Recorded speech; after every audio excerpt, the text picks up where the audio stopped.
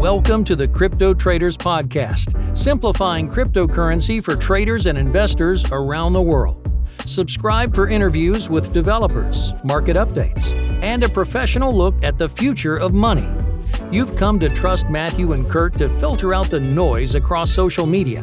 Now you can listen on the go. Without further ado, here's the Crypto Traders Podcast. Hey everybody, welcome to the Crypto Traders Podcast. I'm Kurt Wooker Jr. here with Matthew John. Our guest today was Kevin Pham. Kevin's famous from Twitter, and we talked a whole bunch about the Bitcoin culture, BTC Maximalism, and how he ended up being a big supporter of BSV, even though he was not a supporter of Bitcoin Cash. Kevin's a talker. We learned a whole bunch about kind of what's going on in the background of some of these communities and actually why he doesn't think communities exist. Matt, what did you think? What stuck out to you the most from Kevin? I thought it was really interesting hearing his story and how he changed from a straight up Bitcoin maximalist, and then he kind of shifted just overnight right to BSV. Once he started digging a little bit deeper, going down the rabbit hole, as he called it. Yeah. That was beautiful. I mean, it's interesting because he called himself an attack dog of Bitcoin Core, and he really was. He was a guy that was, vitriolic. I mean, he would crucify Ethereum bros and XRP people, and he was one of those guys that like, Kevin's there on Twitter. Like, Kevin woke up, we're in trouble, you know? And interesting to have seen his change, because I watched that change happen on Twitter, and all of a sudden he was very clearly signaling that, hey, I find BSV fascinating. I find proof of work fascinating. And man, did we go into a whole bunch of interesting stuff. We talked about Daniel Krawisz and signaling with the antlers. And we talked about, just mining and why he kind of disrespected the BCH side of things. And we really learned a lot. So please, everybody, enjoy. Don't forget to subscribe. You can watch us on YouTube, or you can listen on iTunes, SoundCloud, Stitcher, Google, Amazon, and everywhere else podcasts are consumed. And of course, you can always find us at CryptoTradersPro.com. But please listen. Kevin was great. Welcome to the Crypto Traders Podcast, everybody. I'm Kurt Wooker Jr., joined by Matthew John, my partner here, and we have a special guest today, Kevin Pham, famous from Twitter and various other social media outlets. Kevin, how are you? I couldn't be better. A lot of things are happening. A lot of things are going on. A lot of building going on. 100%. So for anybody that doesn't know who you are, the first thing I ever saw was your Wells Fargo protest stuff. But otherwise, I actually hadn't seen much. Like, I didn't follow you aggressively, but I knew who you are from you holding up the Wells Fargo pictures and stuff. What is your background? How did you get into any of the Bitcoin stuff? Okay, so for your viewers, I think to understand your context, I'm a converted BTC core troll, very prominent. I was like one of their attack dogs on Twitter there. That's who I am in context to crypto and Bitcoin. Mm-hmm. But how did I find my way to the space? So I think I'm very autistic my entire life, and wanting to know rules. Sure. What are the rules? How do things work? Why do things work? And I've always kind of been like, nihilistic until I found, quantitative finance and economics, where you can kind of like quantitatively, have a quantitative, logical approach to decision making, right? Okay. So that was cool for me. And then I worked at Wells Fargo, and because I just wanted a professional job. I just saw these guys had mahogany desks and suits, and I was like, these guys just talk all day and sell stuff, and I was like, I'm pretty good at that. I can do that. And then I worked at Wells Fargo as a teller and a banker, and I realized that it was just like kind of a boiler room where people just Sure. hustled old ladies and college students and people that speak English. And yeah, it was pretty crazy. It was like some like Wolf of Wall Street stuff, but happening like at a very low level. Right. And me being kind of like the rules-based person that I am, I just simply said, would I sell this to my mother, or would I be okay with somebody selling this to me? And the answer was no. So then it was like, do not compute. And yeah, I my mind was shut down. I couldn't do it anymore, and I had a nervous breakdown. And people was like, "Well, that's how the world works. It's cutthroat, Kevin." And yeah, quit being a Boy Scout. And after that experience, I quit because I couldn't take it anymore. And then I actually turned into like a leftist. Started reading like Noam Chomsky, and I was just like very anti-capitalist, and I was just thinking about like, how property rights are evil, and how we should have democratic, anarchic socialism where we can like run communes and the workers have rights and stuff because of my bad experience there. But I studied finance and economics, and it kind of opened my eyes, and I realized that Wells Fargo was actually it was fraud, and it was just like a very bad example of capitalism. I was enlightened by like Milton Friedman, and my econ professor was an Austrian, and he said, and he had this one quote that opened my eyes. He said that the empirical definition of government is an entity that has a monopoly on violence. Sure. And I couldn't invalidate, his thesis, and I was like, wow, like this is great. So kind of like a conservative teacher kind of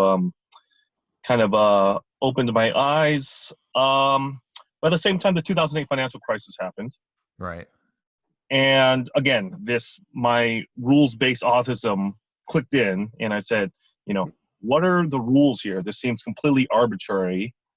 That the banks can get bailed out for failing, for fucking up. Right. And for me, to me, capitalism is a game. Capitalism is a sport. And basically, it says I cannot function in this game unless I know the rules. Right. And then the more I dug into it, and I just saw how much regulatory capture and crony capitalism was involved, I was like, I can't play this game if I know the rules are completely arbitrary, or the rules are whoever has influence over the central planning decision makers, the Federal Reserve and the U.S. Treasury, and whatnot. I was like, I don't want to play this. I don't want to play this game. So those are kind of the questions that I started asking, and also the 2008 financial crisis forced me to ask, what is the nature of money? I need to understand what is money.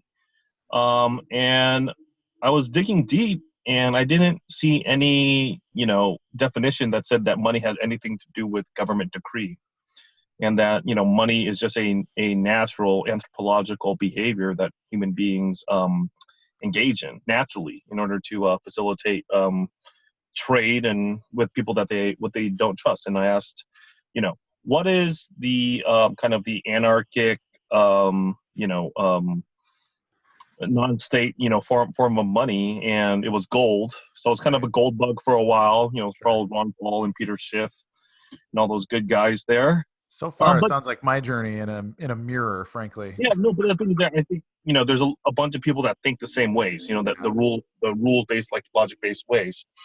But I just had this, like, I was gonna buy some gold, be a gold bug, and like hunker down in a bunker and buy bullets and stuff like that. Yeah. But I really thought about it, and I grew up in Silicon Valley, and just thinking that if we were going back to like an analog form of money, we're probably like already fucked. It didn't make sense to it didn't seem like a tenable solution.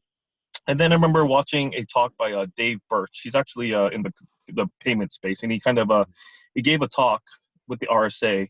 And he said the future of money is digital, and that made sense to me. And then I think I was following Adam Kokesh. Remember that guy? Yeah. I just tweeted about my brother used to work for Adam back probably 7 or 8 years ago. He was he was like the prominent like Alex Jones like of his time. Yeah, he right? was. doing all his stunts and all that other stuff. And then I think they were at a Porch Fest and they went to like a Bitcoin vending machine. And I was like, oh, that's interesting. And I think that's when I first, heard of Bitcoin. And then the Cypress thing happens and then the price pumped to like 2 something. Sure. And I think the price is the best marketing tool that Bitcoin has. That's what piques people's attention and pulls them down the rabbit hole. And I studied it more, and it satisfied my 2 objectives of like an anarchic, naturally occurring, open source type of form of currency with a very defined rules-based governance system. Sure. And it just clicked. Right. And I after college, I worked in banking. And I would partner with the VCs to bank their tech companies, so I know how it kind of work. And basically, they just have like a shitload of money, and then they just like throw money at smart people. I was like, I can do that. So I thought a lot of people were smart in Bitcoin, so I just threw a couple $100 at it. Before it rose up to hit that first $1,000 bubble. Sure. And then I was like, next paradigm, put more money in, and then it got dragged down. Yeah. And and then got pulled down the rabbit hole. And that's how I got in. And fast forward a couple years, here I am now. Okay. So you mentioned like you were a core troll. You were one of the bulldogs out there, when there's blood in the water to rip down. I've paid attention to you ripping on Vitalik and Ethereum, which I think is valid, by the way. At what point, like, when did you become that guy as opposed to just somebody who is interested in sound money and all of that? Like, when do you think you transitioned to being an attack dog for the core community? Was it gradual, or was it like, hey, I'm going to make this my mission? I know you spend a lot of time on Twitter. But, when did that happen? Was it right away, or did it slowly turn into that, or what's that story? No, it happened overnight. Sure. So basically, I think everybody kind of follows the same path. It's you're a noob and you're a lurker. Sure. And you look to people that sound like they know what they're talking about, and then you just observe and you learn, right? And you just sit in the sidelines. You don't interject because you don't want to sound stupid, right? Or you don't feel like you have anything to contribute. Sure. So I was doing that for a while, and then the fork war, the B2X fork war happened. Yeah. And what I've noticed is that skin in the game is a powerful thing because it triggers these kind of primal instincts for, survival and, protecting yourself. Sure. And I think the B2X fork war I felt that like a visceral feeling that Bitcoin was being attacked, and my investment and my ability to, feed myself and my family was being attacked. So I just had a primal response when the fork was happening, and then it just kicked into place, and I just started, like that in that movie, Limitless. I just started, just typing, started coming out. Like I was connecting dots, and like, right. In that movie, he eats a pill, and like everything like gets clear. Pill that it like clarifies your thinking. And, I would notice things, like Coinbase constantly pumping Ethereum. And I saw like this thing where the Coinbase CEO liked to post by like 2-Bit Idiot that said that, the fork war is going to cause a lot of volatility. I'm going to hide in Ethereum, and he liked it. And I'm like, whoa, is this an unconscious attack on Bitcoin trying to break its network effect? Sure. Right. Because remember, they were Coinbase was very hesitant to list Ethereum Classic. Right. Yeah, absolutely. Yeah. And, and it was interesting. I was able to like connect all the dots and pull a lot of strings and, know what people's incentives are. And, when you have an incentive in another currency, you have an incentive to disrupt the network effect of another currency. Right. Absolutely. But yeah, I was able to, and I noticed I had a gift for, connecting these dots and seeing people's incentives and understanding how their incentives shape their behavior. Because I do think that ETC was probably a proxy attack on Ethereum by small blockers. Yeah, I agree. So yeah, but see how the wars, the counterattack, the attacks and the counterattacks and all the other stuff. But yeah, I felt that Bitcoin was being attacked by big business or big crypto or whatever, and I just went in and just started calling everybody out, and it was just this unconscious, instinctual thing to where I was just trying to protect my investment. Sure. And then from there, I got a lot of notoriety for calling out things that other people weren't Right. weren't calling out, and and then from there, I guess my fame grew as a just kind of like a no nonsense, like very aggressive Right. attack dog on the top of the Interesting journey there. Do you think, you mentioned, Coinbase and Ethereum and kind of some of the backdoor insider stuff. Do you think there's like top-down conspiracy? People talk about the Blockstream conspiracy or digital currency group, or, you said you worked in venture capital. So, when I think about venture capital, I think about exactly that. Rich guys giving money to smart guys and saying, hey, make more money. Mm-hmm. Do you think how much of that is spilling into the narrative of these different coins? Like, do you think Bitcoin is tangled up in a nefarious conspiracy, or do you think the culture became this way organically? Yeah. So because it sounds like for you, it sounds like you decided to organically be an attack dog. Yeah. Yeah. I wasn't paid. It was natural. So I've come to the conclusion that anytime there's something in the world that's happening that you don't agree with or that's upsetting you, your automatic response is to say that there's a conspiracy or there's like some type of nefarious plan that's happening to subvert you. To me, conspiracy theories are basically excuses that you make for losing. Sure. So, I think that's fair. So, but with that, it's interesting. So Bitcoin has caused me to do a lot of soul searching and growing as a person. Mm-hmm. And what I've discovered is that a lot of people that have been victimized or oppressed in their lives, they take on the kind of the hero or the protector. Sure. Or the what's it called? Like Batman. He works outside the law. He's like the vigilante justice guy. Yeah. So what I've discovered is that if you take that perspective, you're most likely the evil one. If you're so sure that you're the hero, you're mostly like the one that is being vicious and being malevolent. And the reason why is, are you familiar with Hamel's razor? Refresh me. I don't know.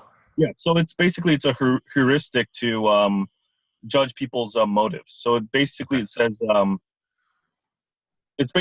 do not assume malice for what can be explained with ignorance. Okay, sure. Or assume ignorance before you assume malice. Mm-hmm. And what I've come to realize is that the majority of the divisiveness in crypto is because of ignorance, and that ignorance causing people to make stupid financial decisions. Yeah. And then that ignorance is playing out in kind of toxicity and tribalism. Right. Because there's people that are misunderstanding one another. Mm-hmm. And when you add in the financial incentive part, there's that primal me versus them, good versus bad. Sure. Automatic response in your head that these people are attacking me. When in reality, this is going to be a deeper thing. There is no good and evil. There are just people with competing incentives. Sure. Well, and that's proof of work, right? That's mining. I think that's the base incentive of Bitcoin in the first place, right? Is people that are coming with hash power to try to be the best miner. And it's that co-opetition. They have to both fight each other, but also stay intimately connected in order to be a successful miner. So you want to be the best, but you can't hurt anybody else. And that's in my opinion, the most important part of Bitcoin there. No, you compete fairly. Right. And then when you compete fairly, you don't have to engage in like these extracurricular activities as opposed to, slandering people and threatening people and that other stuff, which is kind of ironic, right? Because it's the miners that are competing fairly and honestly that are being vilified. Right. Yeah, they're the bad guys. Where it's the demagogues Mm-hmm. that are slandering people and exiling people from communities and ostracizing people, Sure. or being evil. Right. So who's the real evil one, right? Right. It goes back to the theme that if you pump yourself up as, this savior or, this moral arbiter, it's usually you that is the one that's being malevolent. Sure. And I noticed that there's a lot of this behavior happening in BTC, Mm-hmm. and I think that's what caused me to question my investment in my association with them, and then my eventually exit. Yeah. And if you want, we can get like a lot deeper into the psychology of like why it's happening. I'd love to hear it. And one of the things, the reason I reached out to you is like, there's so many Anon accounts that like there's so little accountability there. If you're a cartoon cat or a cartoon duck, Mm-hmm. and you've got 100,000 followers on Twitter, and all you do is roast on people that disagree with you, I mean, and that's nothing. They can even emotionally disassociate themselves from it entirely. But and myself too, I use my real name everywhere on social media, and that's putting out an honest signal, because it has social costs at the very least. Right. Yeah. So yeah, I'd like to hear your thoughts on like how deep do you think that goes? What is the root of it? How can we pluck the root out is actually a better question, I think. All right. So I think I've come up with like some really like original thinking that I haven't heard anybody say, because it's like the cool thing with Bitcoin is that you can kind of see a culture or like a new kind of society spontaneously grow from like the embryo Sure. to like maturity in very it's like looking at a petri dish. It's happening in a very quick, in a very accelerated pace. Right. And a lot of people will say that what's wrong with the world? Why is everything so political? And why does everybody have like conflicting interests and whatnot? But what I've learned from Bitcoin, it's a natural, it's just innate to human beings to act this way. So the way the world, you see Bitcoin converging with how the world already is, with just like its divisiveness and politicizing everything. So it's something about human nature. Okay, so I'm gonna give you my I think my thesis about why this is happening. So I think Bitcoin has taught me that it's taught me why socialism exists and potentially how it can be fixed, how it can be solved. Okay. So it's interesting. So everybody in the BTC community, they fancy themselves as capitalists, free market capitalists, anarcho-capitalists, people who are about meritocracy and free competition and whatnot, right? But in reality, I think their actions completely contradict their stated values. Mm-hmm. And the reason is because it's in human nature. It's not a political ideology. It's human nature. Right. So, all right. So here's what's happening. Right. So we start with the assumption that everybody wants to be empowered and everybody wants autonomy over their own life. Yeah. To affect the world. That's kind of like a fundamental thing.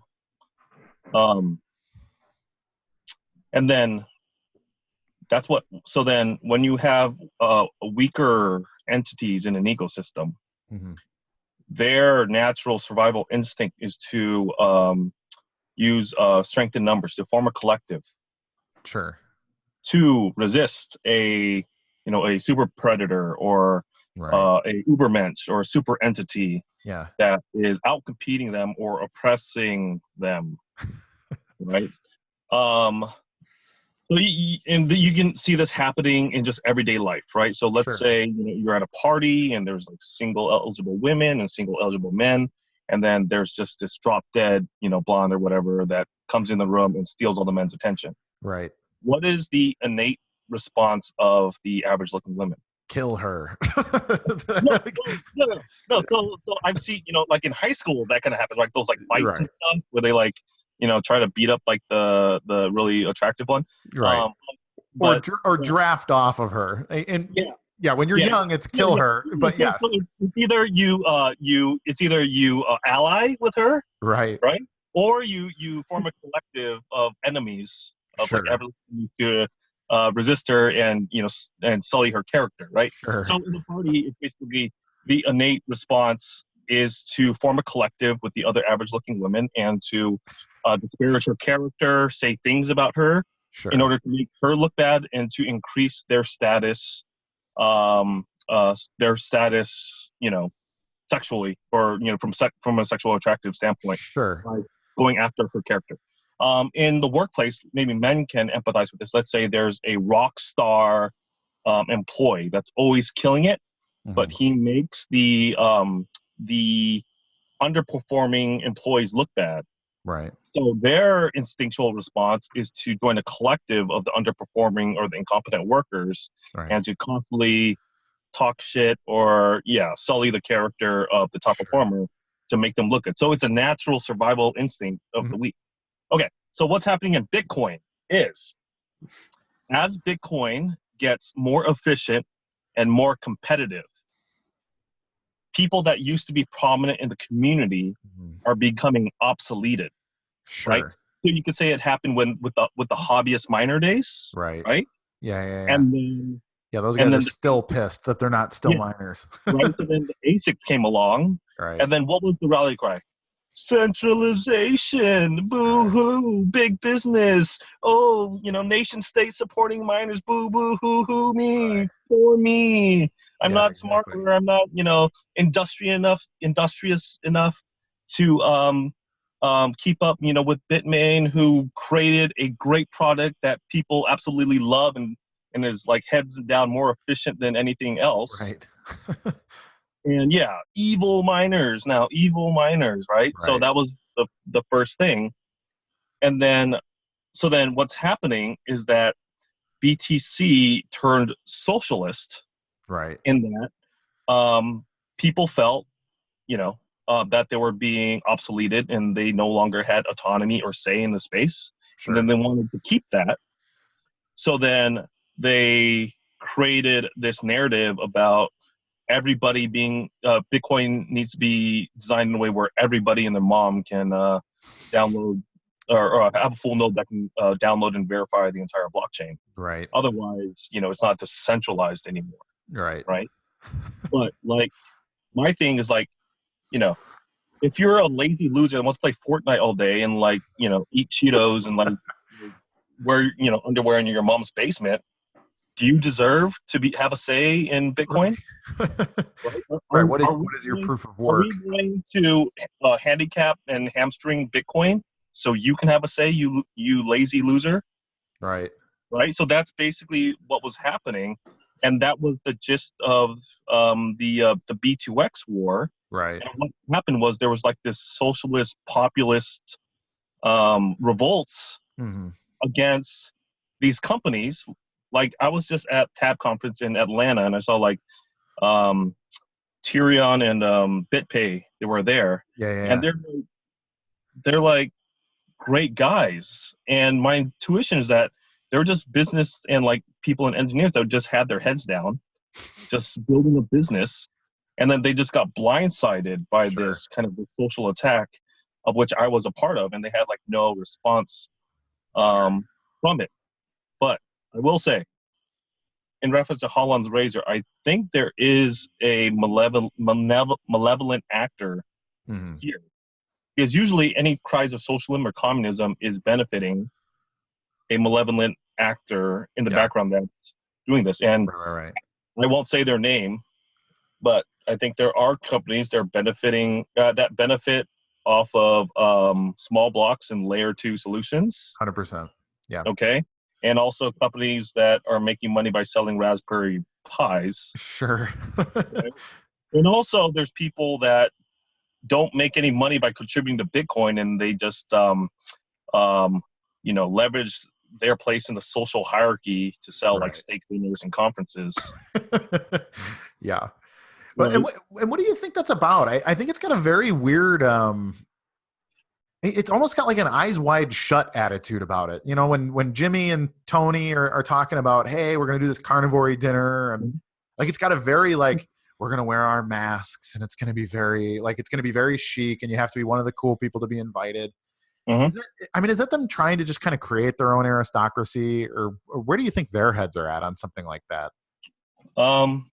So I remember Amir Taki made a joke that I got kind of offended at, but after the fact, I thought, I think he made sense. He said, BTC is turning into this lame lifestyle brand, or this lame identity politics, to where you eat meat, you polish your gun, you hold your treasure, and then you're mean to people. And it's just appealing to like insecure people that want to feel manly, right, or something like that. I agree. It turns into like a very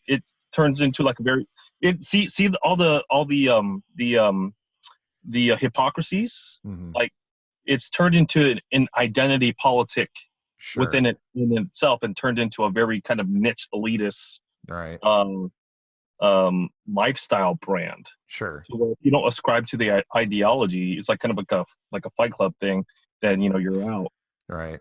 As opposed to being just like a neutral technology that's supposed to just like help make people's lives better. I'll make an analogy to what I think is happening. Is that because of the limited block size, it is limiting the economic activity and on-chain economic activity, and the ability to generate and to build and to generate profits.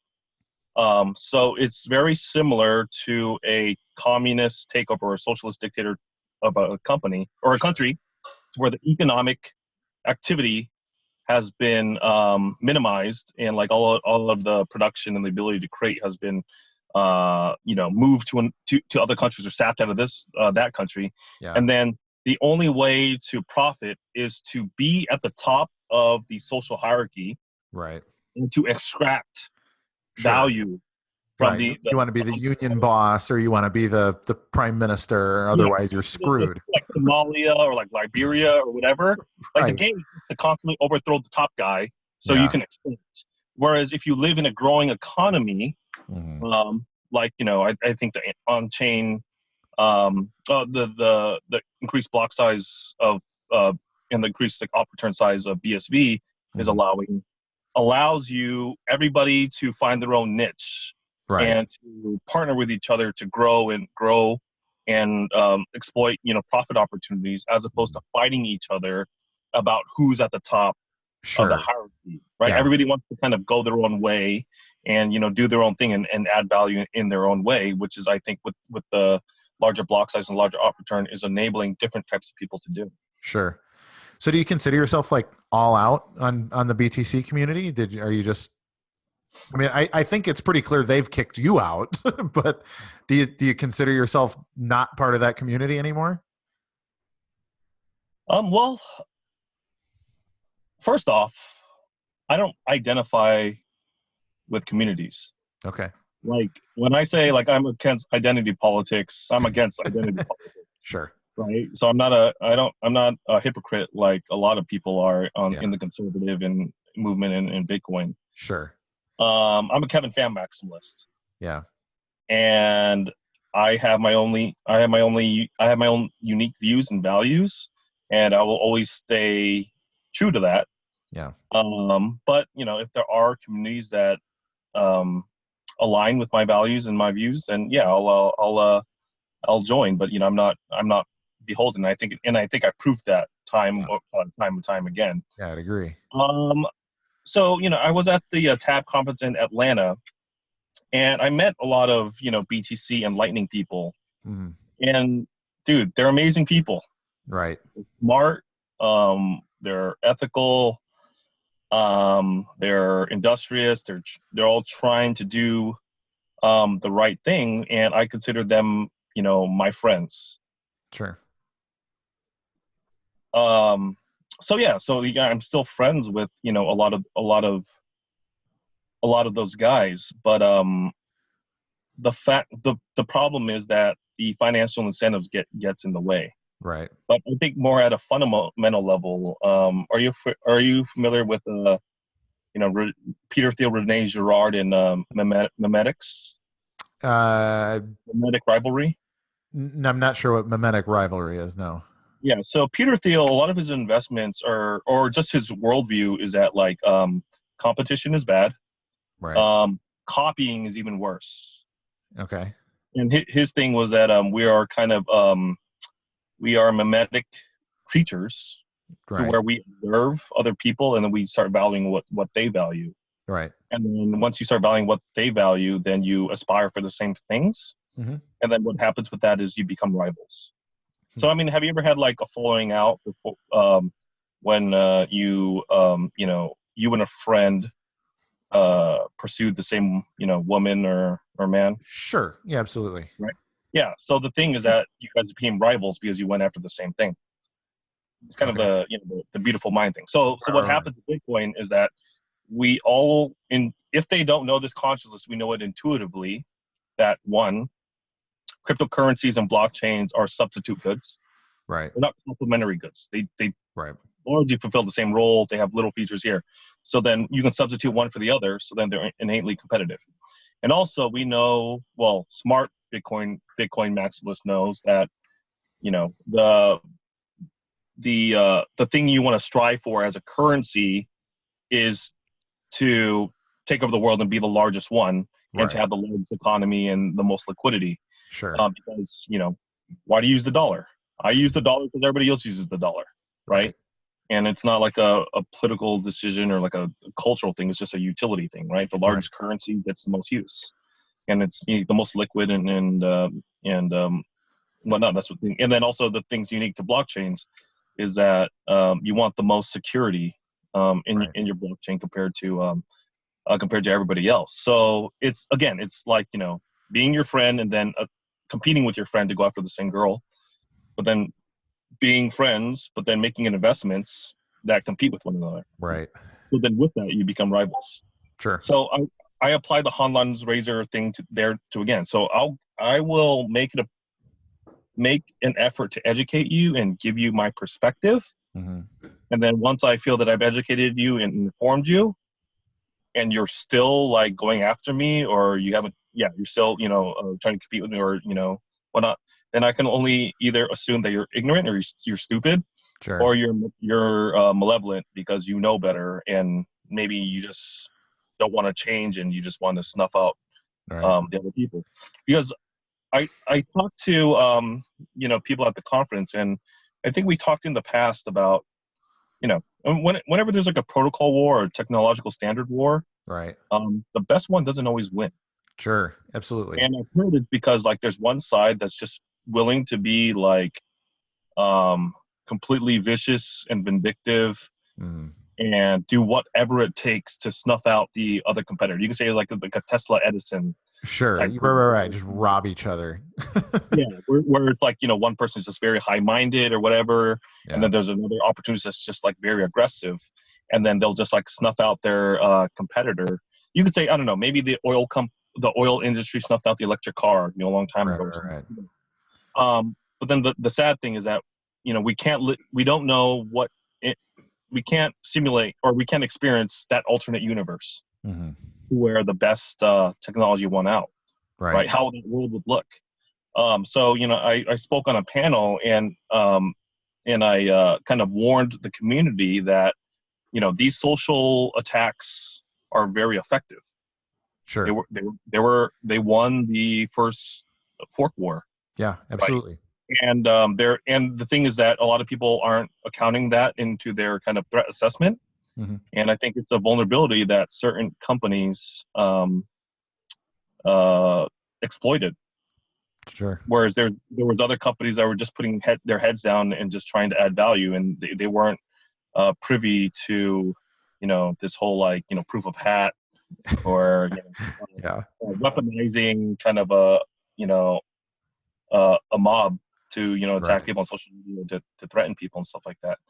And to be fair, there's people on the BTC side that were threatened. I know Jameson Lopp, had he got swatted during the first war. Terrible. Yeah. And then I know with the recent hash war, there's a lot of mudslinging happening going on. So yeah, I mean, these things are real, and I think everybody in Bitcoin is like very educated and very capable, and and has means. But there are a lot of people in the real world that have nothing to lose, and will like drag, appeal to the lowest common denominator and do whatever it takes to win. Yeah. What was your opinion on Bitcoin Cash? So I told you during the fork war. Oop, lost your audio. Yep, there you go. So I was totally in the in the core side. Yeah. And the whole like retail payments and things, like it didn't make any sense to me. Sure. And I think what I found, I don't know if you noticed this may be anecdotal, but I noticed that most people in the core side are US or like based in the West. And I noticed that a lot of people each cash side are like international. Yeah, a lot of Japan. I think a lot of Asia influence in the cash. Yeah, and then China, obviously, Chinese miners. Yeah, but then just in general, not U.S. based. Yeah, sure. And so then for me, I think I was biased in saying that Bitcoin is a store of value. Because like honestly, I don't really need to use it for payments. I don't buy drugs, but then also like I don't need to do like international things. Right. And it didn't really make sense to why you would use Bitcoin for that. And I just thought it was it was just like a very inefficient thing for like censorship resistance, but then also it's very hard to inflate. So that was the real use case, and I think it was putting those two perspectives against one another. So then I think people in the West, our payment system, our banking system's, pretty slick, pretty efficient, pretty robust. But I think that most people in the core camp are, libertarian to where they, they don't like the central bank and they don't like quantitative easing and stuff. So to them, they see it as that, that disaster hedge of, the dollar, collapsing or whatever. Right. And I think after the fact, I've come to a realization that it was a blind spot, that payments was a use case. Right. And maybe for international people, but also people that actually ran a payments company. And yeah, that blind spot caused me to not see their perspective. Right. And also the miner perspective as well. Sure. Right. Yeah. So you think it's primarily cultural then, is what it sounds like. Americans don't need new payment systems. We want better investment options. Yeah. So basically it was, a lot of people that didn't have the full picture. They had a lot of blind spots. They didn't have the full perspective. Right. They saw it as themselves as holders, right? Just like individuals that, don't work in the industry and then just use it as an investment. And they were very liberal and free to, speak their mind on social media. Whereas the people that live internationally, that maybe they'll have a good banking system, the people that are actually running, retail or payments businesses, and also the miners, they weren't represented on social media because they're heads down working. Sure. Right? So see, that was a social vulnerable attack that the Bitcoin community didn't see. And I just talked to Ryan Charles yesterday, and I trolled him, like we're friends now. And I told him during the whole B2X war, and he was like, I don't know what happened. Like, I'm not even, he said, like, I was just heads down just trying to make yours work. Right. And then this whole thing happened, and everybody started, like, attacking me, and I had, like, no idea what was going on. So, it's definitely a cultural thing. And I think it's a warning for everybody in Bitcoin that thinks everybody's rational, everybody knows their incentives, everybody understands economics. But you understand, like in any system, it's the weaknesses of of human beings, that is the easiest exploit, Sure. right? So And I have a question for you because Mhm. I haven't jumped in here yet, and I've been dying to ask you this. Sure. So you're pretty big on Twitter, and you're obviously not very supportive of the BTC community. So what are your thoughts on this whole passing of the lightning towards social media experiment? I mean, I don't have anything. I don't have anything against it. I think it's a proof of concept. I'm not sure exactly the mechanics of how it works. I think there's a lot of kind of like social and like virtue signaling that's going on. I'd rather just see usage and like businesses using it and stuff like that. But I think since Jack Dorsey kind of accepted and handed the torch, it was kind of a big deal. And Right. but also I think that's why the BTC community got really mad at me when I tweeted at Jack Dorsey. I put the Kanye Taylor Swift clip and I said, "Hey, Jack Dorsey, I'm gonna let you have your BTC moment, but I think BSV is a more principled version of BTC." And he responded to me and said that I like resiliency and BTC has to be resilient, but I'll keep an open mind. And then I guess everybody got really jealous. It's like the two girls where they're fighting over that guy, and then Right. and talking to each other. So then the fact that I got Jack Dorsey to acknowledge Sure. BSV, that's when everybody got mad at me. Right. Because they felt really threatened there, as opposed to if we just kind of like squalor in obscurity, they would be fine with that. It's just interesting. So you won the beauty contest. Yeah. I mean, from Twitter's perspective, Yeah. they should just care about whatever works. But that conflicts with the interests of people that have an investment in the competing Right. For sure. technology. So, following up on that, we did a podcast. Last week's podcast was discussing whether or not Jack may have committed an SEC violation, conflict of interest. He's a major investor in Lightning Labs.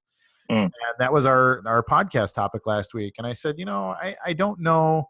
First of all, I don't know how Lightning Labs makes money. So I don't know that it's a conflict of interest. But if there is a profit motive to get people to use Lightning Network, so if Lightning Labs makes any money from the use of Lightning Network, then I think Jack likely violated some kind of a potentially, like, given that he's a major investor in Lightning Labs. So I simply asked the question, did Jack create a conflict of interest for himself by sort of pretending to organically participate in this Lightning Torch thing when, clearly if there's something major going on with Lightning Network, he's probably privy to it as a major investor in the Lightning Labs company. And then, oh my God, did I get the hate from people on Twitter for asking that question. But do you know how Lightning Labs makes money? Is there? I can't get anybody to answer that question for me. What is their profit motive at all? So I think I kind of have this ethos to where I challenge people because I care about them and I want them to be better.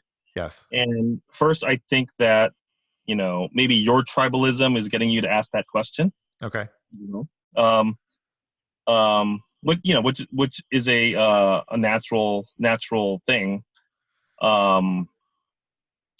It's a positive thing if you are open to criticism, because I think your critics probably are more aware of your flaws than your supporters are, so you should listen to them. So I think I do Vitalik a service because I think that everybody just validates him and tells him how awesome he is. Sure. But then in reality, it's very kind of it's kind of insincere because they just have a financial incentive with them. Right. And I point out to him like the real problems that he can get into with being the leader of this and the regulatory, legal, and also the political things with like working with nation states and whatnot. Right. Absolutely. So regarding that, I mean, Lightning's a private company, and it's not traded publicly. And I think the SEC is when it comes to manipulation, I think that's kind of, where that manipulation stuff really applies, because I think VCs pump their investments or the companies or products that they're invested in all the time. Right. So I don't think there's any deal there. I think if he spoke about Twitter stock, that would be different because it's a public. Yeah, that would be a clear violation. I agree. Yeah. So I don't think there's a big issue there. And regarding how Lightning makes money, I don't know that either. No, they didn't raise a lot. They only raised like 1.5 million. I don't know. They might be holding Bitcoin, or maybe they're going to be running a node or something, because apparently you get paid for routing payments. So you build out the open source software, you launch an application, or you build an app on top of it to monetize. Sure. Yeah, no, just curious to get your thoughts on it, because I thought it was a reasonable question, and everybody criticized me for asking the question, and I was like, well, can we actually discuss the content, please? Yeah. So, I mean, that's kind of like what I like about the SV community, is that I think people are pretty open and don't feel defensive about talking about anything. Yeah. And like, for example, Reina, like I just said, like, as a thought exercise, let's question the kind of the orthodoxy that a cap supply is a good thing.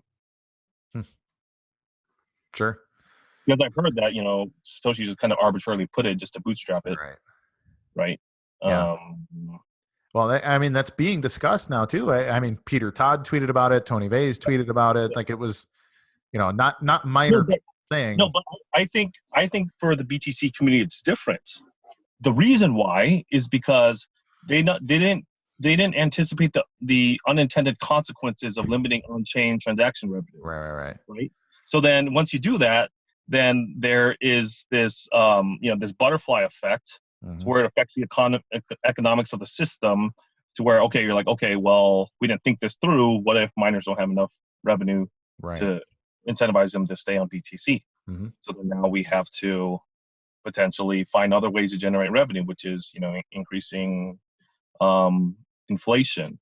Sure. But so then, to be open-minded, let us discuss this in a kind of a principled way, because obviously BSV doesn't need to do this, right? Because they plan to scale on chain massively to where miners will make gobs of money by processing revenue. Right. So let's think. So did Satoshi just arbitrarily put it? And let's say that he just listened to Milton Friedman, and he said that as long as it's predictable and it can't be changed, then it's all right. And maybe there's something to be said that the money supply should grow with the amount of goods in society. It's making the assumption that a sound, predictable money supply will lead to growth in goods and services. Sure. Being traded in the economy. Interesting. What do you think? I mean, I think for me, I mean, if we're going to talk about sound money, it's one of those conversations that I think probably people are unprepared or ill-prepared for, and then it makes people uncomfortable. But I mean, if you start to ask why gold has value versus why diamonds have value, diamonds, for example, are made from the most prevalent thing in the entire universe. It's carbon.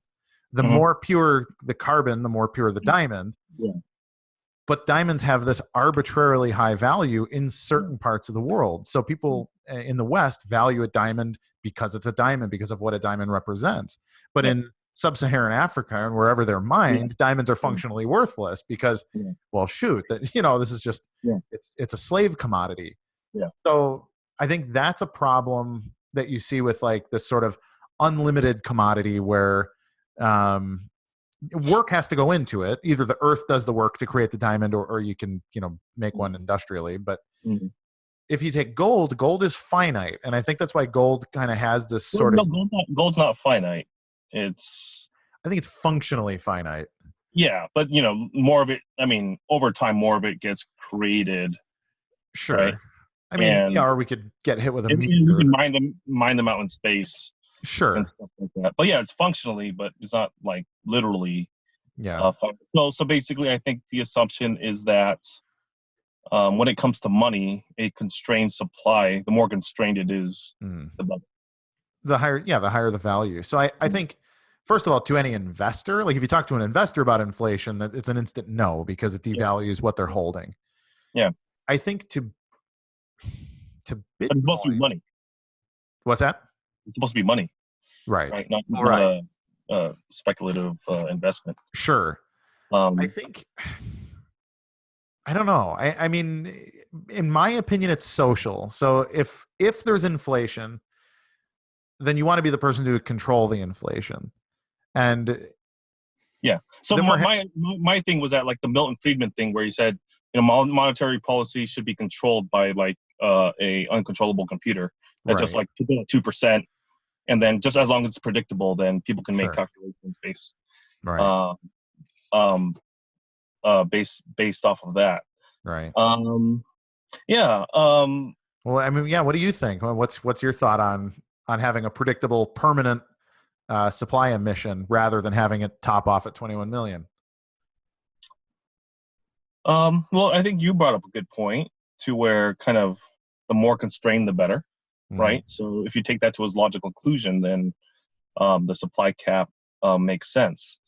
And if I think about it in terms of the economy, I don't think falling prices is a bad thing. Right. Sure. Like, do you stop buying phones because you know that the next one is going to be way more powerful, and given the same price point? No. I mean, I may wait. It will steer my decision, but if I need a phone, I need a phone. No, actually, you will not buy if you don't think it's improved, right? Sure. So a lot of people are foregoing Apple, right? Because the productive, or the kind of the technology advance is not to the point where it warrants another purchase.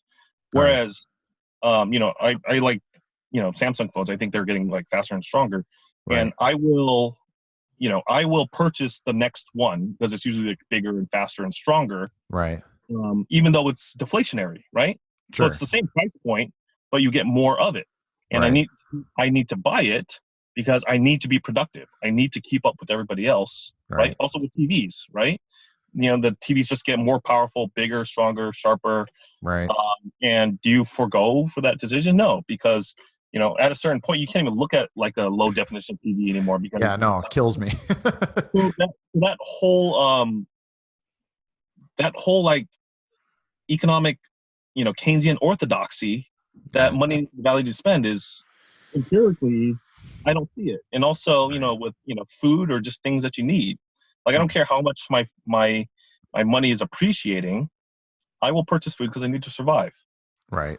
So yeah. So the thing is that it's gonna force us to make purchases of necessities, as opposed to trivialities, in order to stimulate demand and keep keep the economy going. And I mean, I think constantly decreasing prices is the objective of economics, I think, right? So you have like the efficient frontier, and then as the efficient frontier gets pushed out, we're producing more goods. Sure. Right. And if you're producing more goods, prices should drop. Right. Yeah. So you think a healthy Bitcoin is a Bitcoin whose price is decreasing over time, in your opinion, then? Well, no. Or maybe it is. Goods relative to Bitcoin are dropping. Okay. Sure. Goods relative to Bitcoin. Yeah. No. Gotcha. No. Yeah. But one person who from the BTC camp, he actually brought something up. See, all right. So I'm making a point that the BSV community is open, and we're not trying to shut down people and censor people because we're not confident in our beliefs. Some people said that well, if everything's going to be on chain and then Bitcoin grows to 100 million per, will the decimal point limit? Yeah. When does that become a problem? Yeah, will that become a problem, right? Because if everything is on chain, then eventually, let's say one Satoshi is more than $1, then that kind of messes with the economics. Because ideally, the price constantly decreases, right? Constantly, the price to write to the chain. Yeah. over time, but the decimal place doesn't know is not an oracle. It doesn't understand prices in the real world. Right. Is that going to stop things? Where apparently lightning, you can like infinitely go to a keep sub slicing it. Satoshi. It's kind of an arbitrary thing, but the whole point I'm trying to make is that BSV, we're open to not being religious about Bitcoin and looking at it scientifically and talking about potential issues in an open way. Interesting. Now, I mean, yeah, and I think that's crucial, and that's really what instantly, because I was a Bitcoin casher. I was a Bitcoin XT and a Bitcoin Unlimited guy. Okay, so I want to ask you that because it sounds like you came here from like an economic political perspective of like not liking the Federal Reserve and whatnot. Because my intuition is that you sound like Western. So then why didn't you fall into the digital gold store of value camp? I guess, I mean, in my opinion, it might be because of when I got in. So I was interested, the person that intrigued me first was actually listening to Adam Kokesh and listening to Roger Ver on YouTube and other places. But I remember Adam Kokesh specifically talking about starting his own country in Arizona, which was it's just his house, is however many acres he has, and then paying everybody in, I think he was talking about Bitcoin, but he was a big Steemit guy too, but he was talking about paying people in Steem dollars and like, I'm just going to use my own economy, but we're going to create value by giving it velocity, by using it as an economic tool to actually do business. And that was awesome to me. So I actually started paying employees in Bitcoin in I own a printing company in Chicago, and I started paying employees, if they were interested, a portion of their salary could come in Bitcoin. And that was just cool. So for me, it was like, that's clearly what gives it value, is this utility to spend it, to transact. Otherwise, it just does. So then in 2015, when the narrative changed. And back to my point about your perspective, like, I don't own a business. I don't pay employees. I don't pay, whereas you were owning a business and you were paying people, right? That is the thing that's lost in translation. Right. That we live different lives and we use Bitcoin for different things. Sure. And we were fighting for our own perspective. So I just wanted to bring that up. So I do, and I think it's unfair. I think we've become like opposite side memes, like in, the big blocker versus the small blockers. Like, big blockers don't believe in no necessity to store value. Yeah. And even though that's what we fight, but no, my thing is like, that GIF is like, why can't we be both? Exactly. Right? Like, why can't it be something you use to save money and to protect yourself from inflation, and to use, as a global, distributed, uncensored payment system? We can see. I think that's the narrative that they were taught, that we have to choose between one or the two because Bitcoin is a limited technology. And I think what BSV has told us that no, like, we can do it all. Bitcoin can do it all. Right. And I think, so I had this thing that I come up that had called the your mental possibility space. Like, for example, I'm sitting in my car right now, right? So it's like it's a mid-size SUV, and I was actually thinking of getting a Porsche. I bought this with my Bitcoin and the 20K Bitcoins, and I was thinking of getting a Porsche. And the thing was that what I realized is that the tools that you use dictates your imagination, or the scale of your imagination, or your possibility space. And in my Porsche, my possibility space was, I can have one other person in the car, can't go to the snow, probably can't go to the mountains, can't go out when it's raining. And basically, the things that I can conceive of as possibilities are limited. Whereas with this SUV, I can do anything that I want when I want. I can go to the mountains, I can go to the snow, I can go to the beach, I can, go cross country, I can go when it's, raining or flooding outdoors. I can have, 4 permutations of whoever I want in this car. And with that, it expands my mind and my possibility space. And I think what's happening in Bitcoin is that small block limits people's mental possibility space of what Bitcoin can do. And then I'm literally seeing it with the increase in up return and the block size. People's imaginations are going wild, and they're like, play a video game.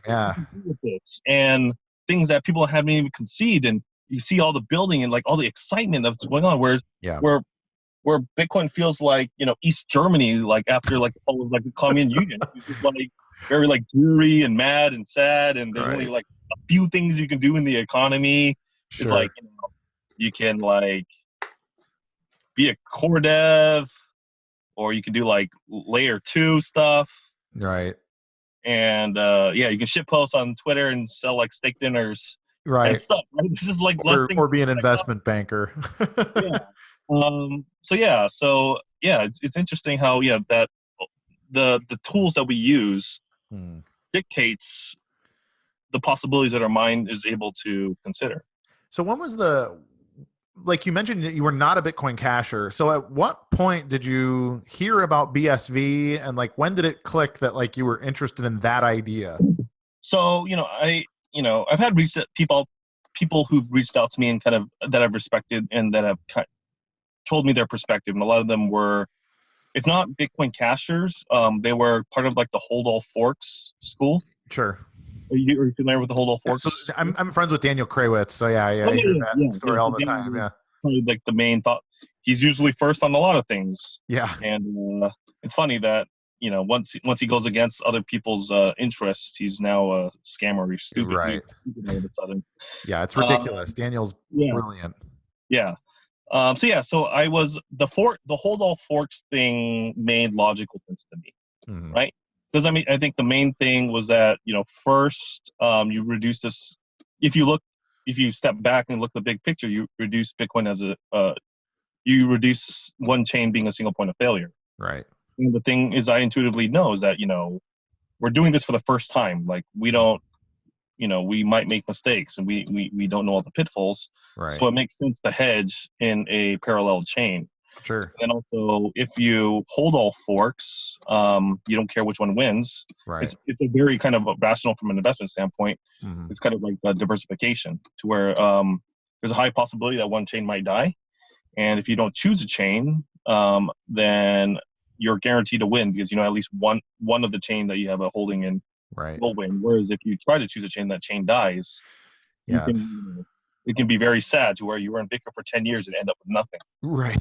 It's not very kind of rational. So yeah. And then also I've learned that your investment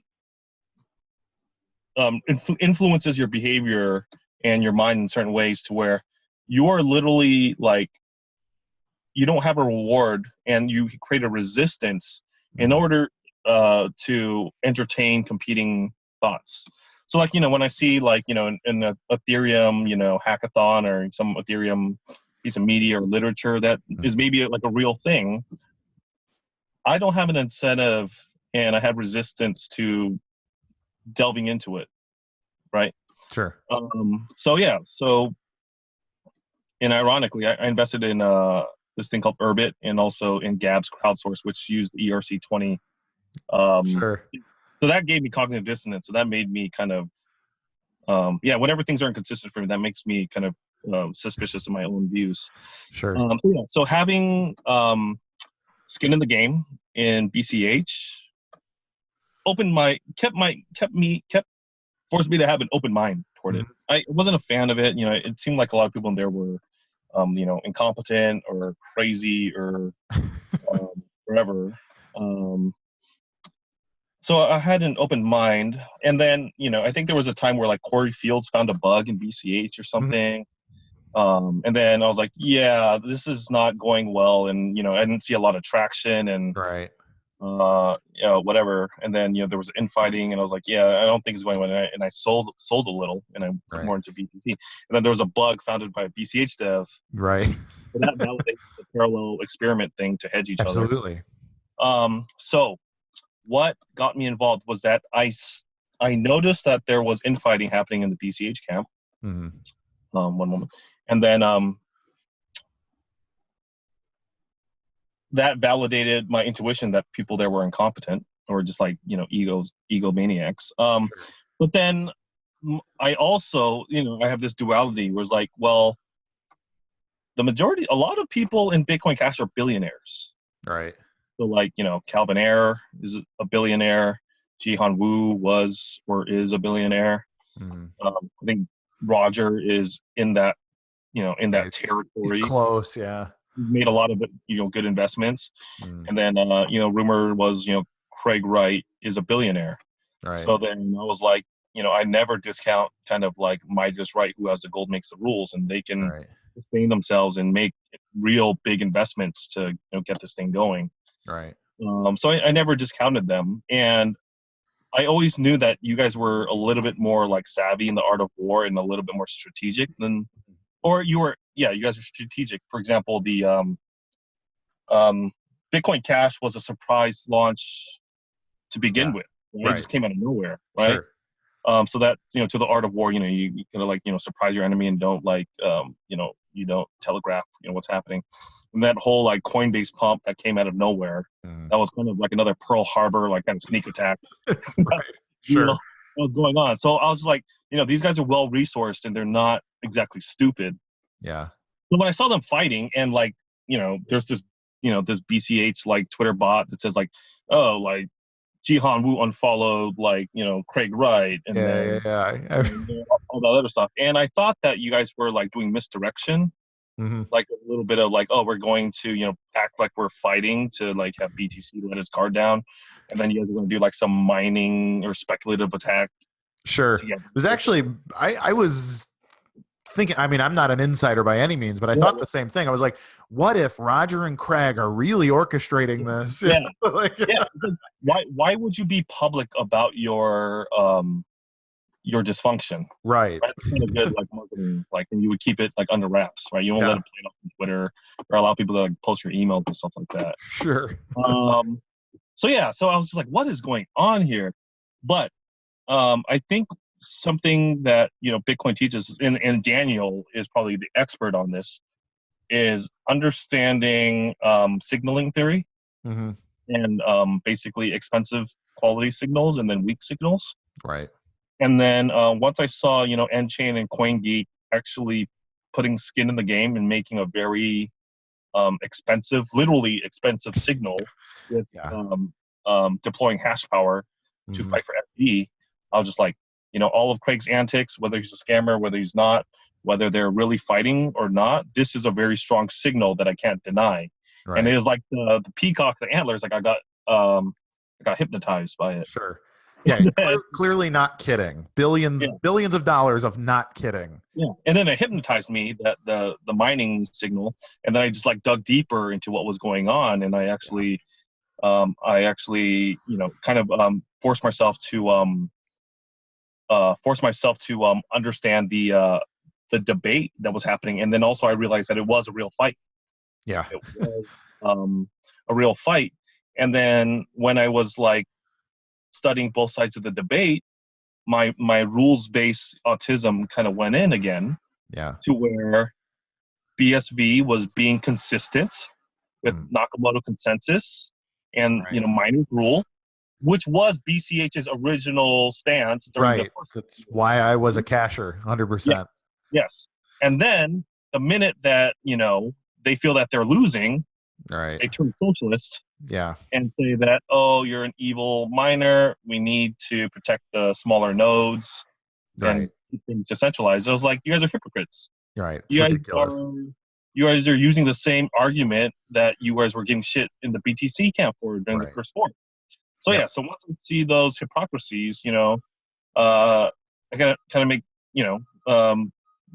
my spider sense went off. And also I noticed that the discussion that was happening during the fork was like original thought and original discussion or principled discussion again, to where that I noticed the things in like cult like places like BTC and LTC, they just parrot the same arguments, the same viewpoints over and over and over again, and there's no different perspectives or like talking about fundamentals and principles that were going on. Sure. And so that's what brought my attention to the hash board. Sure. Very cool. It's interesting. I think, what do you think is the next most important thing? Like, in your opinion, like, what is the question that nobody's asking, or what are the questions that more people need to be asking about Bitcoin and how they can, like, how can an average person actually, contribute to that valuable signal? Okay. So your first question is what is nobody asking? Yeah. What is nobody asking?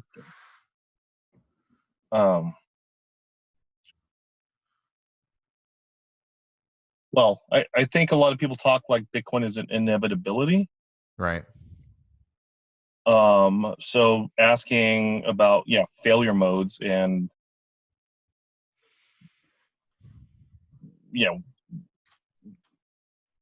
what would cause Bitcoin not to be successful? What would cause it to fail? I think a lot of people are asking, or maybe it's like I brought up this possibility is like what if Bitcoin was like just a creation of the CIA like a matrix for like subversive like anti-state people to feel like they're free, and they're just kind of playing in our own closed off little sandbox here, and we're not really affecting the real world. Right. And we think we're free, but we're really just like stuck in another simulation. Right. Yeah. We're in this little prison on Twitter that we created. We're not aware. We think we're free, but we're not really affecting, things in the real world. Right. I think those are questions that we're not asking. Also, I think I brought it up earlier. It's that,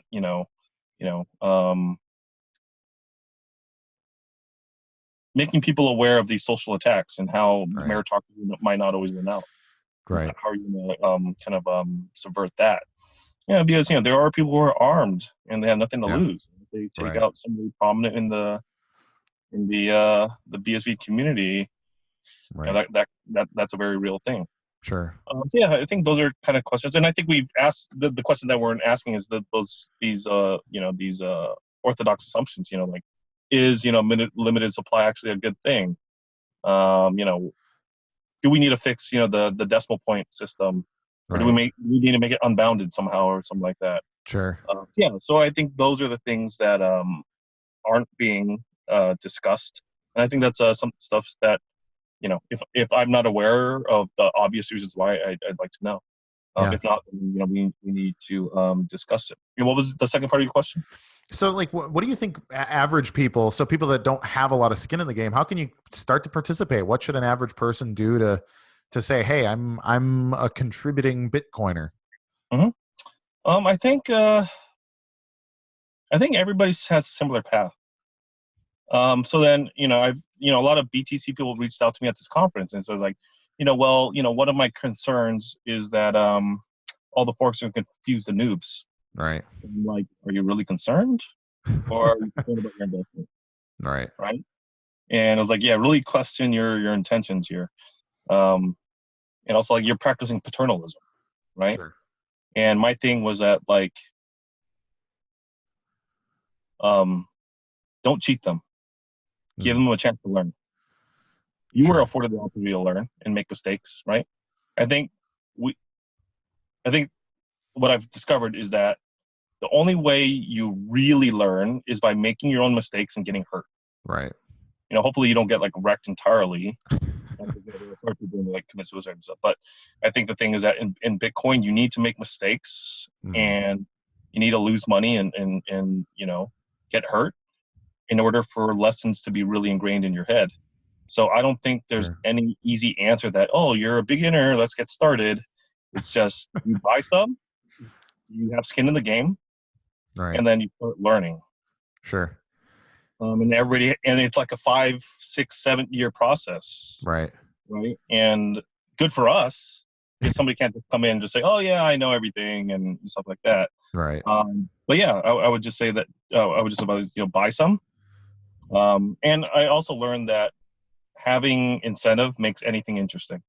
Sure. Well, the thing Absolutely. is, Bitcoin, like, the talking about, the arbitrary, technical, features and, quantities and abstract, theory and all that stuff, because it's all very like obscure, maybe boring things. Sure. But the fact that, it's like sports betting, right? You'll make like a boring game, like an arbitrary like college basketball game, like super interesting. Sure.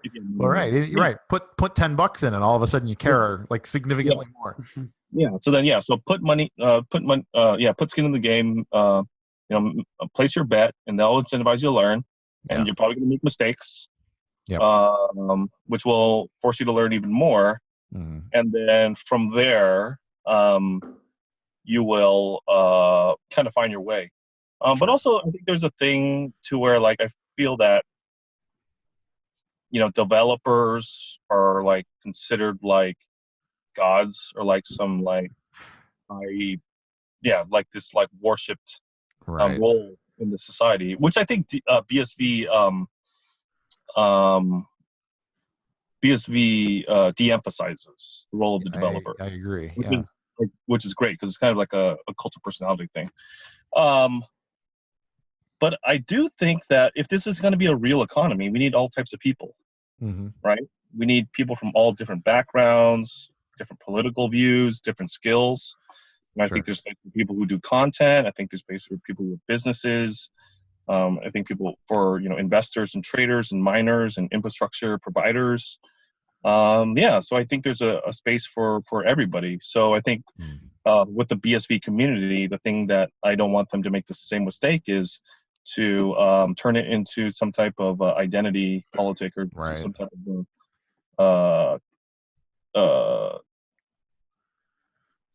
some type of cult. And I want it to be just open to normal people, because I want BSV used by 7.5 billion people. Right. Yeah. Hell yeah. Even people that don't eat meat, or aren't libertarians, or haven't read Mises, or like whatever. Yeah. It should just be completely obvious to that. And I think as a community, we should bring in people that don't think like us. Yeah. I agree. No, Yeah. we can all learn. I mean, that's what a free market's about, right? Like, hey, I don't know everything. Compete with me. Someone will learn something. So, do you trade? Do you do any trading? Like, do you do any, sit and chart and? Not really. Less and less. Yeah. I usually just kind of buy and hold. I did kind of try to get cute with like the BSV ABC futures, Right. and whatnot. But I think the cool thing in the BSV community is that like we don't have to like really like enforce it or yell at anybody. Right. But most people are really interested in just like building. Right. And not talking about the price. And I think from a cultural standpoint, I think Daniel says it like very acutely, is that we want to attract more profit-seeking people, and we want to have a robust blockchain economy. Whereas in the BTC camp, I think because economics is constrained, you can only make money by holding and praying and waiting for the price to go up. There's no other way on chain to generate revenue, right? So it's funny. I think I made a joke about this. So I said that the BTC community, because they constrained the block size, the only way that you can make money is being like at the top of the social hierarchy. Right. And then selling people like salvation in the form of like workshops or conferences or steak dinners. Sure. Or you could be like a lightning node or whatever, which is kind of antithetical to the mining system. Or you can secretly pump and dump Litecoin and Grin. Right. Right? And that's another hypocrisy, that they say they're Bitcoin maximalists. Right.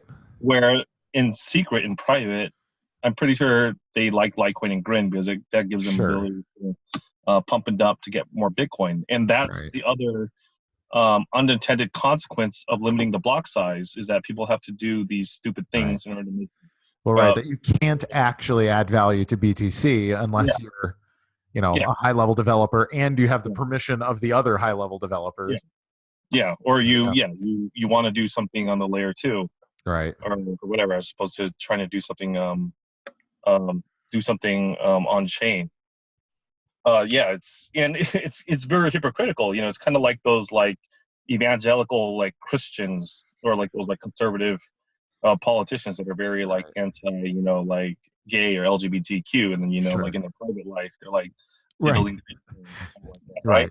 Spending a lot of time at the bathhouse. And I think a lot of BTC maximalists, they're like very like big demagogues, and they ostracize people for scamming and shitcoining. Right. And I'm pretty positive that a lot of people do that. A lot of them do that privately with Litecoin and Grin and stuff like that, because there's no other way to get more Bitcoin. Sure. So yeah, so it's again, it goes back to those hypocrisies. And also another thing about that is that, like, I've always questioned, like, why are they so friendly to Litecoin and like ETC and like Monero and Grin when they claim to be Bitcoin maximalists? Right. Whereas people in BSV, they think they will own all use cases and we don't need any altcoins. So that's Right. another hypocrisy that Right. Actual maximalism. Yeah. Yeah. And then when I did that, I think Charlie Lee, I think he blocks me. I think he still looks at my stuff. And he did a poll, and he tried to redefine Bitcoin maximalism. Right. And it was like 1984 Newspeak. And he said that, Right. oh, there's these Bitcoin extremists that think it's going to be Bitcoin only, when I think Bitcoin maximalist should be defined as, you think Bitcoin's going to be the dominant one, but you're still friendly to altcoins. Yeah, let's redefine the standard. Right? And I'm like, that's completely like Newspeak. Like, it's like, war is peace. Right. Peace is war type deal. It's like, that makes like no goddamn sense, like, whatsoever. So yeah, it creates all these hypocrisies there. Also, I think insidiously, these people don't understand that limiting the block size pushed off all this on-chain economic activity into Ethereum, into Litecoin, into Monero, into Grin. And they're the reason why they exist. Right. Absolutely. Because otherwise, people would have just done, if it was cheap and able to done on the Bitcoin blockchain, they wouldn't have moved off. Like, I know Ryan got pushed off like many times. He was trying just to make his app, economical and work with, low fees and, quick transaction times.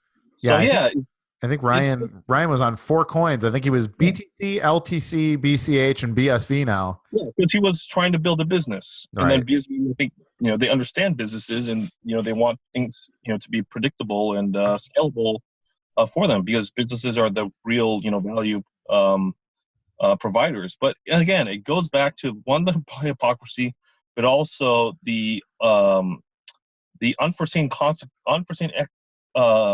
economic consequences of central planning, to where that you say you don't like shitcoins, but the direct decisions that you're making is forcing people to go to shitcoins and for their value to grow.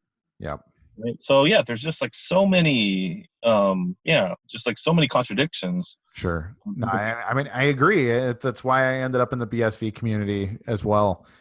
I think the one thing, so here's the sticking point, and I think a lot of people could even agree with a lot of what we said about BSV, or why you've been open-minded and kind of migrated to seeing the value of BSV. It's the Satoshi Nakamoto thing. I think a lot of, like, with Bitcoin Cash, I think most of that was like, we don't like Craig, we want Craig out of the community. I think that was crystal clear. But yeah, do you think the, like, I am Satoshi thing matters, first of all? Because personally, I don't talk about it because I don't care. I don't think it matters. Yeah. And the BTC, or the Bitcoin community in general, they like to fancy themselves as anti-virtue signalers, anti-social justice warriors. Yeah. Right. And to look at people's actions and judge people based on their results and the work that they're putting in, and based on meritocracy. Right. Right. But what happens when that doesn't agree with their narrative? They start attacking how they present themselves. Yeah. They start attacking, their life choices are things that they say, and that are mostly ad hominem and have nothing to do with the substantive arguments that are being put forth. Sure. Right. So, I think most people in the Bitcoin community are like in the Trump camp, which he deliberately trolls and acts like an, crazy, incompetent buffoon in order to perform an intelligence test and to, like, troll and to, like, do misdirection for all his, like, stupid enemies, and to signal to the people that are really looking for substantive results to be part of his tribe or whatever. Right. So I see the very similar things with Craig, and the Orange Man bad meme. Oh yeah, NPCs, man. Yeah, which is basically that everything that he does is bad, but it also our entire kind of ethos is just doing whatever is the opposite of what he's doing. Sure. And yeah, with that, I see in the BTC community, Aussie man bad. Right. Yeah. Like, whatever he does, whatever he says. And also I felt that, in the BCH community, people were saying like, is BCH ABC Sisters like anything but Craig? Sure. It just seemed like they were just like doing anything just to kick him out of the community or just to do things to resist him. Right. So I was very critical of Vitalik with the DAO fork, the DAO hack. And basically what I saw was that what I see Bitcoin is as it's a minor democracy. One CPU, one vote. It's more of a minor meritocracy. Yeah. To where, we don't focus on any leader. We focus on the interests of the miners, who are the ones who keep Bitcoin secure. Right. And, we allow them to vote based on their interests because their interests are most aligned with Bitcoin.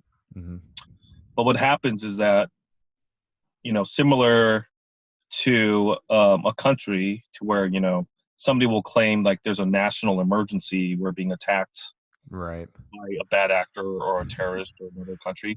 So we need to suspend the Constitution and, the right of people not to be spied on without a warrant because we're in an emergency. But what happens is that those powers are never relinquished, right? So then I think, in the DAO hack, we are being attacked by some guy who's following the rules that we laid out in in the smart contracts. But code is law, guys.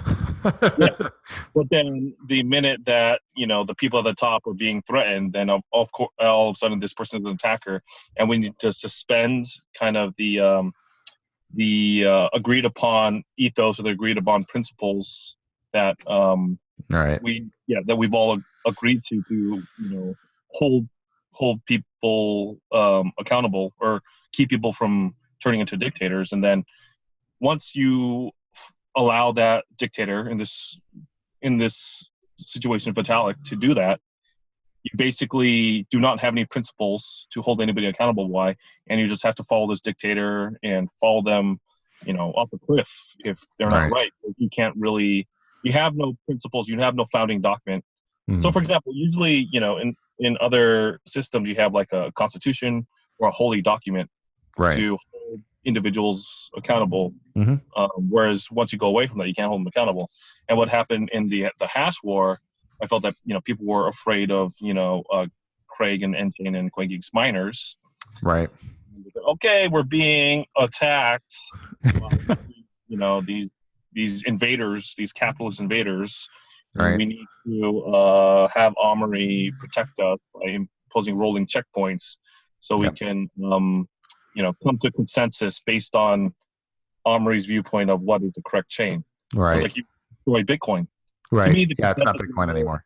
Yeah, you just consensus model, and then now we just have it's totally a hostile socialist takeover. It's similar to like Venezuela. Oh, the big scary capitalists are coming to set up business in our country, and they're gonna take over our country or whatever. And now you need to give power to a socialist dictator that is going to suspend the Constitution and then protect you, right? So it's the same thing. People are for free markets. They're for being principled. They're for meritocracy until the minute that they're the ones that are in the target and they're going to be obsoleted. Sure. And then as a survival mechanism, in order to make themselves feel relevant still, they will go against they'll go against the system and vilify the people that are going to the rules. It reminds me like most big corporations, they don't like capitalism. Sure. They love socialism. Right. Or they love regulations and big government because they don't really like competition. They don't like having a real free market and being forced to compete. And all people think, oh, that's just status behavior, but it's just human nature. It's having a BTC, it's having a BCH. They're being outcompeted. They feel like they're going to be obsoleted. They feel like their power is waning.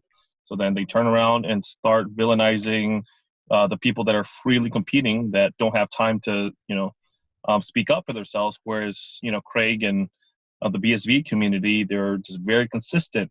It's all about what have you done lately. We want you to compete, and we want to compete in the open market. Right. And they've been consistent, and I think that's why I'm here. And also another thing, I think I've been talking in the Telegram that nobody currently in Bitcoin or BSV should feel comfortable right now. Right. 100%. It's a very real possibility that you or me aren't going to be relevant anymore in the future. We're going to be obsoleted. Sure. If we start getting comfortable and saying that, I picked the right one, we're going to win. Right. And all those, no, that because, Ver, Jihan, the people in the BTC camp, they started, they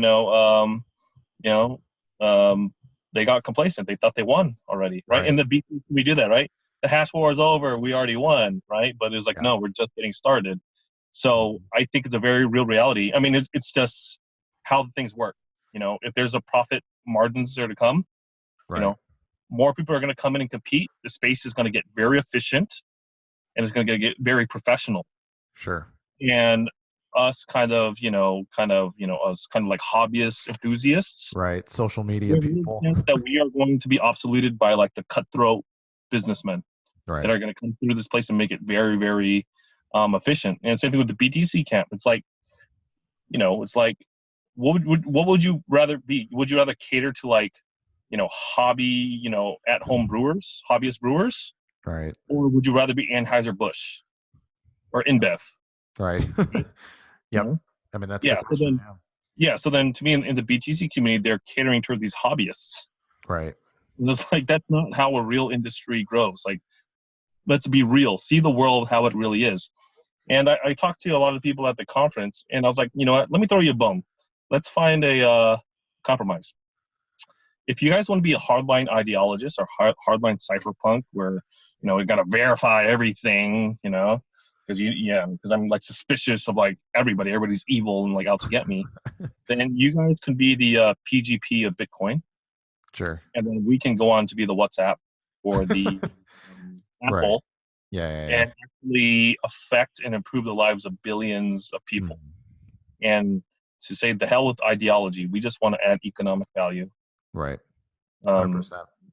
To people. So. Really grateful for your time, Kevin. We should wrap up. We've got other stuff that we got to attend to, unfortunately, because it's also a business day for us. Is there anything you want to leave off with? Like do you have a catchphrase? Do you have something you want people to remember this interview by? No, don't. I mean, every situation is unique. I'll leave this off. I think it's mostly the BSB community watching this. Is that I think that proof of work is the ethos. Mm-hmm. It doesn't matter what you did in the past. Right. It matters what you're doing today. Mm-hmm. Right. Same thing with miners. Doesn't matter how good you were back in the day, Bitmain. If you're not competing today, you're going to get obsoleted. And also, I think that talk is going to get very, very, very cheap in BSV. Because there is going to be a lot of there to create profits. Yeah. And your ability to make money and to let your money do the talking for you is going to be a big thing. And not to get complacent, because this space is going to move very quickly and nobody cares. BSV doesn't care, and you can be left behind. Yeah. So I think don't get cocky, and we're going, because the thing is that I understand the human nature, and I know what's going to happen when some people prominent in BSV feels that they're going to be obsoleted, and they're going to engage in the same behavior that BTC and BCH is. Sure. I know that's going to happen, because there's going to be very professional people coming in here, and you're not going to have a say anymore. Right. So I would say, be conscious of that, and let's get to work, and let's let the best men and women win. Beautiful. I appreciate it, Kevin. Thank you so much for your time. No, I appreciate you having me on. For sure. Take care.